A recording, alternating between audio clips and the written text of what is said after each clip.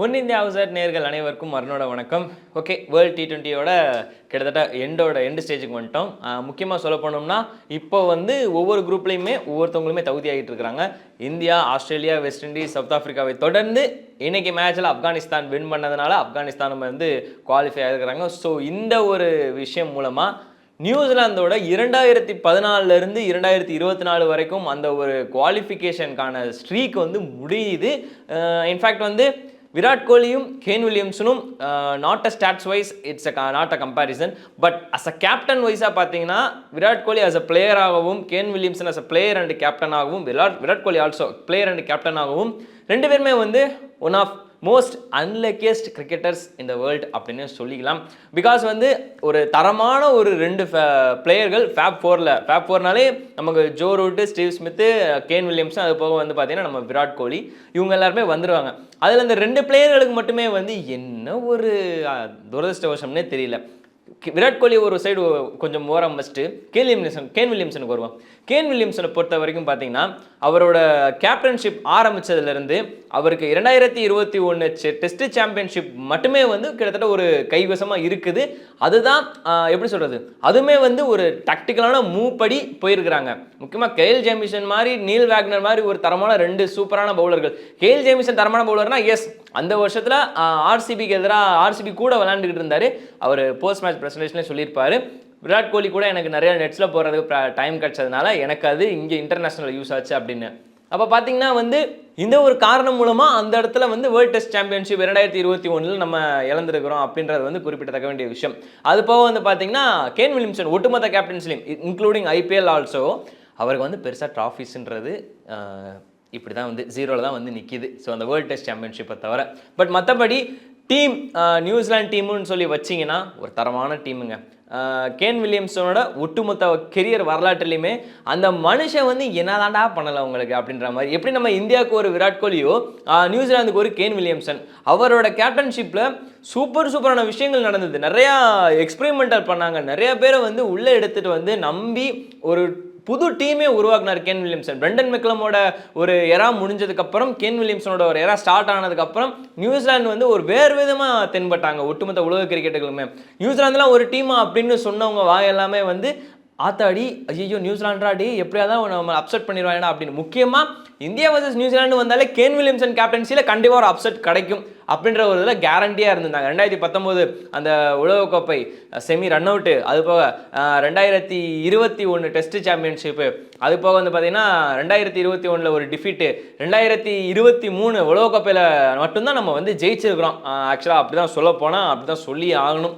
இத்தனை போட்டிகளுக்கு பதிலாக வந்து 2023 உலகக்கோப்பையில் நம்ம நியூசிலாந்து செமியில் வந்து பீட் பண்ணியிருக்கிறோம் அப்படின்றது வந்து ஒரு முக்கியமான ஒரு விஷயம். இப்போ வந்து பார்த்தீங்கன்னா இந்த T20 வேர்ல்ட் கப்பில் அவங்க என்ன தப்பு பண்ணாங்க அப்படின்றது ஒரு விஷயம். முக்கியமாக வந்து இவங்க கிட்ட இருக்கிற ஒரு சில பிளேயர்கள் வந்து ஒரு சில மேட்சஸ் விளையாடலை. அதுக்கு காரணம் ஐபிஎல். மைக்கேல் பிராஸ்வெலோட தலைமையில் வந்து பாகிஸ்தானுக்கு எதிராக மேட்சஸ் ஆடினாங்க. அது வந்து ஒரு பி டீம். முக்கியமாக அதில் வந்து ஒரு மார்க் சாப்மேன், மைக்கேல் பிராஸ்வெல், அது போக வந்து பார்த்தீங்கன்னா இந்த மாதிரி சின்ன ஒரு அனுபவம் மிக்க ஒரு சில பிளேயர்கள் தான் இருந்தாங்க. மற்ற எல்லாமே வந்து ஒரு பி டீமே சேர்ந்தவங்க. ஈஷோதியும் அதில் இன்க்ளூட் ஆவார், one of experienced person in the line up against Pakistan. சரி, ஓகேங்களா? இப்படி இருக்க போகும்போது அவங்களோட ஓப்பனிங் ஆர்டர் டிம் சைஃபர்ட்டும் மாற்றி இறக்கி விட்டாங்க. அது போக வந்து பார்த்தீங்கன்னா உங்களுக்கு மார்க் சாப்மன் கண்டினியூ ஆடினார். அப்படின்ற ஒரு பட்சத்தில் மைக்கேல் பிராஸ்வெல் ஆடினார். அவ்வளோதான் நீங்கள் வேர்ல்ட் கப் எடுத்துட்டு பண்ணீங்க. பட் ஆனால் வேர்ல்ட் கப்பில் நீங்கள் மைக்கேல் பிராஸ்வெல்லை யூஸ் பண்ணாத ஒரு காரணம் வந்து என்னன்றது தெரியல. இது போக வந்து இன்னொரு ஒரு விஷயம், நம்ம சென்னை சூப்பர் கிங்ஸ்க்காக ஆடின 4 பிளேயர்ஸ், நம்ம டெவான் கான்வே தம் இன்ஜுரியால் ஸ்டார்டிங்லேயே மனுஷன் வெளியே போயிட்டார். அது ஐபிஎல்ல சென்னை ரசிகர்களுக்கு மிகப்பெரிய ஒரு டிசப்பாயின்மெண்ட்டு. நியூசிலாந்து டீமுமே வந்து அந்த இன்ஜுரியே ஒரு காரணமாக இருக்கலாம் அப்படின்ற மாதிரி ஒட்டுமொத்தமாக பேசப்பட்டுக்கிட்டு இருக்குது. அது போக அவர் டச்சில் இல்லை. கேன் வில்லியம்சன் ஐபிஎல் பெருசாக ஆடலை, அதுக்கு முன்னாடி பாகிஸ்தான் அந்த சீரீஸுமே ஆடலை. அப்படின்ற ஒரு பட்சத்தில் லேட்டாக தான் வந்தாப்புல. இன்ஃபேக்ட் 2023 உலகக்கோப்பையுமே வந்து இன்ஜுரியால் வெளியே போனார். ஒன் ஆஃப் அன்லக்கியஸ்ட் மேனுங்க அவர், சீரியஸாக அன்லக்கியஸ்ட் மேன். ஒட்டுமொத்தமாக ஒரே ஒரு இன்ஜுரி வந்து அவரோட கெரியரில் லைஃப் ஸ்பேனில் வந்து ஒரு 6 மாதம் கேப் ஒழுகுது. So Kane Williamson, Kane Williamson வந்து சென்னைக்காக விளாட்ல, பட் நான் சொல்கிறேன் ரச்சின் ரவீந்திரா சென்னைக்காக ஆடினார்.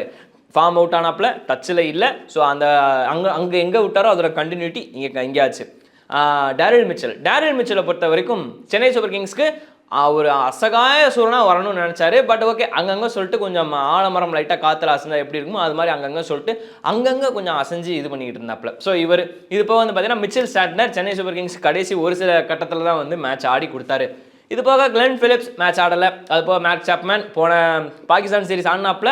எனக்கு தெரிஞ்சு உலகக்கோப்பையில் தவிர்த்து அதுக்கு முன்னாடி பாகிஸ்தான் சீரீஸும் சரி அதுக்கு முந்தின சீரீஸும் சரி அவர் தொடர்ச்சியாக வாய்ப்புகள் கிடைச்சி அந்த வாய்ப்பில் ஒரு 4-5 எனக்கு தெரிஞ்சு 350 தான் போட்டிருப்பார். பாகிஸ்தான் சீரீஸோடு சேர்த்து பார்த்தீங்கன்னா இப்போ வரைக்கும் ஒரு 7 மேட்ச் விளாண்டுருப்பாப்ல, 7 இன்னிங்ஸுக்கு சேர்த்து ஒரே ஒரு 50 தான் அடிச்சிருக்காரு. அது 87 பாகிஸ்தானுக்கு எதிராக. ஸோ அப்படி ஒரு பட்சத்தில் வந்து பார்த்தீங்கன்னா மார்க் சாப்மேன் ஆடினவர் உங்களுக்கு ஃபார்மில் இல்லை, ரச்சின் ரவீந்திரா ஃபார்மில் இல்லை, டெவான் கான்வே ஃபார்மில் இல்லை, ஃபின் ஆலன் அவருமே வந்து ஸ்டார்டிங்கில் ஆடலை.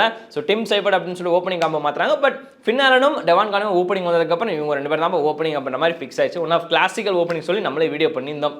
அப்படி ஒரு பட்சத்தில் 2 ஓப்பனர்ஸ் ஆடல. கேன் வில்லியம்சன் இன்ஜுரி அந்த ஒரு காரணத்தினால வந்து ஒரு சில மேட்சஸ்கள் வந்து இதாகலை. அது போக வந்து பார்த்தீங்கன்னா ஆப்கானிஸ்தானுக்கும் எதிராகவும் வெஸ்ட் இண்டீஸ்க்கு எதிராகவும் வந்து அவரோட ரன் கணக்கு வேட்டைகள் வந்து தொடரல. அது போக வந்து பார்த்தீங்கன்னா கிளென் பிலிப்ஸ் மேட்ச் ஆடலை. ஸோ கொஞ்சம் உழப்பினாப்புல. ஐ திங்க் ஒரு மேட்ச் வந்து 40 ரன்கள் அடிச்சார். ஒரு மேட்ச் வந்து 40 ரன்கள் அடிச்சார் மார்க் சாப்மேன். அதுக்கு முந்தின மேட்ச்மே வந்து பெருசாக ஆடவே இல்லை, முந்தின சீரீஸும் பெருசாக ஆடவில்லை அப்படின்றதான் முக்கியமான ஒரு விஷயம். ஸோ இங்கே வந்து உங்களுக்கு பவுலர்ஸ் ட்ரெண்ட் போல்ட் தரமான ஒரு ஃபார்ம். டிம் சவுதி வருஷம் மனுஷன் எல்லா டோர்னமெண்ட்டும் ஆடுற ஒரே கிவி பிளேயர் அவரே தான். ஏன்னா அவர் பெருசாக மேட்சஸ் நான் மிஸ் பண்ணி பார்த்தது கிடையாது. டெஸ்ட்டாக இருக்கட்டும், டெஸ்ட்டுக்கு அவர் கேப்டன் அது வேறு விஷயம். ஸோ டெஸ்ட்டாக இருக்கட்டும், ஓடியா இருக்கட்டும், T20 இருக்கட்டும், அவர் மிஸ் பண்ணி நான் பார்த்ததில்ல. ஷோதி அதில் ஒரு ஆள். இது போக மிச்சல் சாண்டனர் உங்களுக்கு கூடுதல் பலம். அது போக பார்த்தீங்கன்னா லாக்கி ஃபெர்கூசன் ஆர்சிபிக்கு எதிராக வந்து ஓகே டீசெண்டான பெர்ஃபார்மன்ஸு, அந்தளவுக்கு பெர்ஃபார்மன்ஸ் இல்லைனாலும் டீசெண்டாக வந்து கடைசி ஒரு சில மேட்சஸ் ஆடி வந்து நம்ம ஆர்சிபியை வந்து குவாலிஃபை கொண்டு போனாப்புல. ஸோ இப்படி பவுலர்கள் இப்படி இருக்கிறாங்க, பேட்டர்கள் இப்படி இருக்கிறாங்க அப்படின்ற ஒரு பட்சத்தில் தான் நியூசிலாந்து இந்த டோர்னமெண்ட்டை விட்டு வெளியே போகிறதுக்கு முதன்மையான ஒரு காரணம்னே சொல்லலாம். இன்க்ளூடிங் பேட்டிங் அப்படின்னு சொல்லலாம், பிச்சு சரியாக ரீட் பண்ணணும்னு சொல்லலாம். அவங்க போன ஷாட்ஸ் எல்லாமே வந்து கொஞ்சம் குண்டக்க ஷாட் தான். முக்கியமாக லெஃப்ட் ஹேண்டர்ஸ்க்கு எதிராக அவங்களோட பேட்டர்ஸ் அதிகமாக விக்கெட்டை லூஸ் பண்ணிடுறாங்க. ஷகின் ஷா அஃப்ரிடியாக இருக்கட்டும், இல்லை வந்து உங்களுக்கு ஒரு நம்ம அகில் ஹுசைனாக இருக்கட்டும். ஸோ இந்த மாதிரி பிளேயர்கள்ட்ட வந்து நிறையா விக்கெட் லாஸ் பண்ணாங்க. ஏன்னா பாகிஸ்தானுக்கும் நியூசிலாந்துக்கு எப்போ மேட்ச் நடந்ததுன்னா நான் அதை வந்து கொஞ்சம் நாளைக்கு முன்னாடி சொல்கிறேன். நியூசிலாந்து பிளேயர்ஸ் ஒட்டுமொத்தமாகவே வந்து லெஃப்ட் ஹேண்டர்களுக்கு பலிகாடாக இருக்கிறாங்க.